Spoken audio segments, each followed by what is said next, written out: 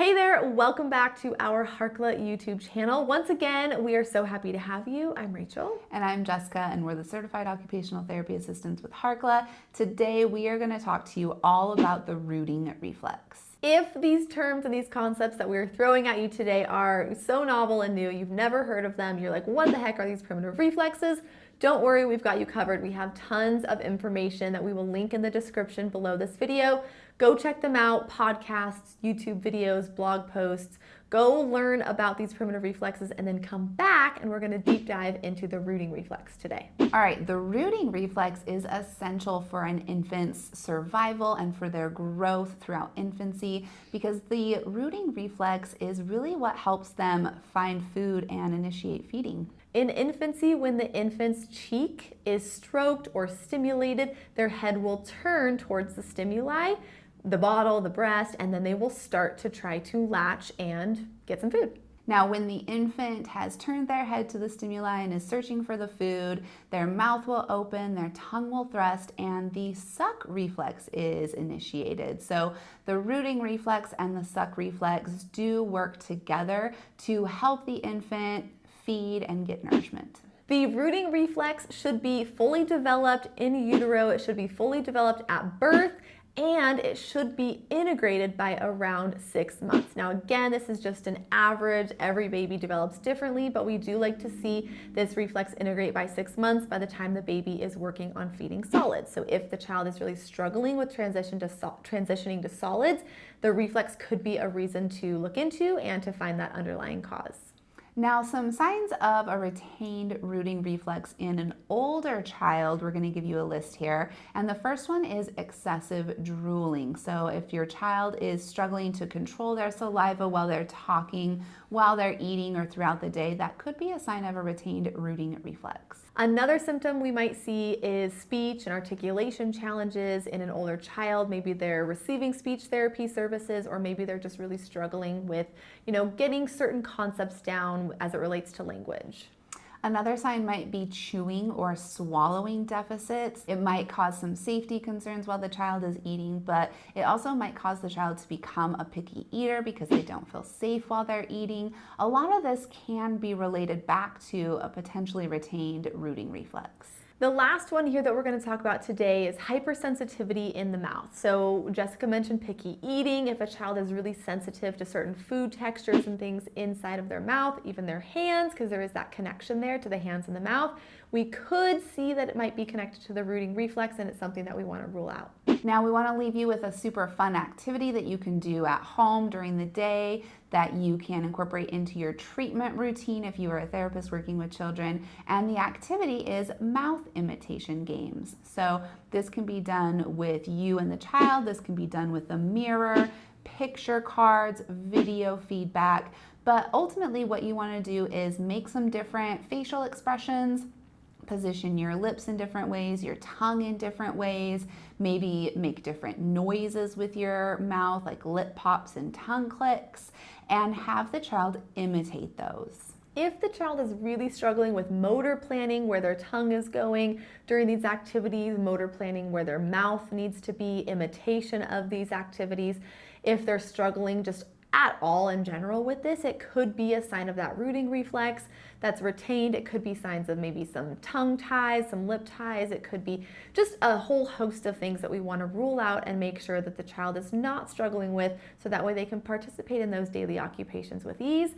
And we want to make sure that we're doing a full primitive reflex testing on these children who are showing some of these red flags to make sure that they're going to be successful and these reflexes can be integrated. Okay, that was a lot, but obviously we're really passionate about this topic, and we want to let you know if you're curious about learning, testing, and integration, functional activities, if you're like, okay, this sounds like my child, I need to learn more, we do have a full course available. It's just been completely rebranded, and it is absolutely, we're a little bit, biased, but it is really great. This course is super cool because there's actually 3 different purchase options. The expert purchase option is designed for parents just learning about primitive reflexes who want to help their child integrate some retained primitive reflexes. The second option is the master purchase option, and this is more geared towards professionals, educators, therapists who are working with children who want the full gamut of everything you can possibly have to help with primitive reflex integration. And then the third option is our AOTA CEU certified version, where if you're an occupational therapist or an occupational therapy assistant like us, you actually earn continuing education credits for taking this course. The other thing that is really exciting, I'm just so excited. Okay. I know. The other thing that is so exciting about the AOTA CEU version is you actually get this workbook included in your purchase. So this workbook includes all of the PDFs and resources that you get in all of the courses, but it's just printed in this handy dandy workbook.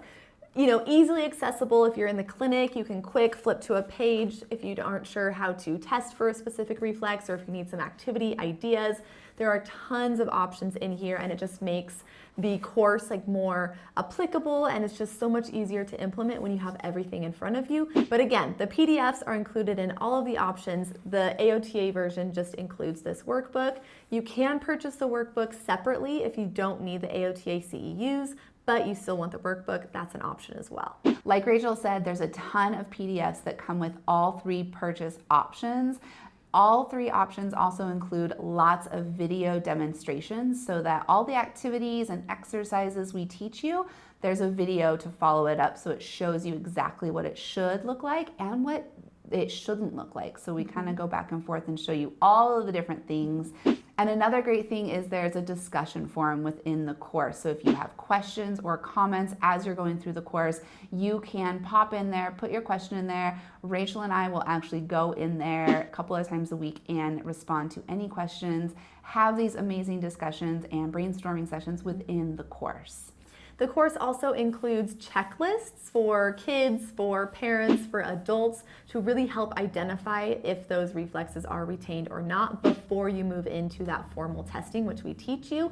We also have case studies as well in this course, so that way you can see us testing kiddos. You can see what these reflexes look like when they are retained or when they're integrated based on real kiddos, which was some input that we'd received from our previous course. We went ahead and added that in to this version, and it just makes the application so much easier. Yeah. So like Rachel already said, we're super excited for this course.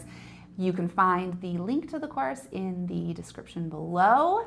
So that is it for you today. We hope that it was helpful. We had a great time chatting with you about these reflexes. We're completely obsessed about this topic. Make sure that you follow us on Instagram if you don't already. You can find us at Harkla_family, as well as at All Things Sensory Podcast.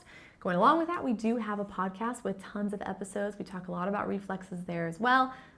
Obviously, it's about sensory, so we talk about that too. You can find it on all major podcast platforms. It's called All Things Sensory.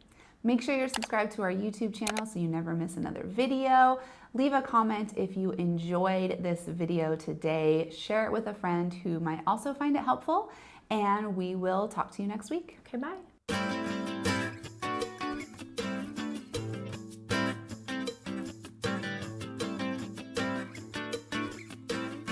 I saw her looking at me. I'm like, oh, I'm in trouble.